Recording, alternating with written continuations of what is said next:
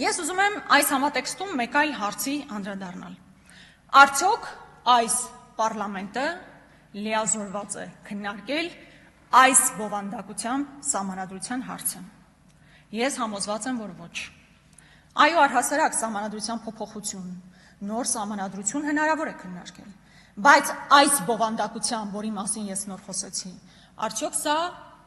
լիազորված ենք մենք բոլորս քննարկելու այս հարցը։ Ես խորապես համոզված եմ, որ ոչ, որովհետև մենք ընտրություններին գնացել ենք ժողովրդի մոտ եւ ասել ենք, մենք գնացել ենք ժողովուրդ, մեզ ձայն տվեք, ոչ միայն Նիկոլ Փաշինյանին հեռացնելու համար, այլ Հայաստանի Հանրապետությունը բովանդակությամբ հայկական պահելու եւ թույլ չտալու, որպեսզի իր բովանդակությամբ դառնա Արևմտյան Ադրբեջան, որի առաջին քայլը սահմանադրության փոփոխությունն է։ Մեր ժողովուրդը մեզ այդ ձայնը չի տվել, ավելին, բոլոր ընտրախախտումներով հանդերձ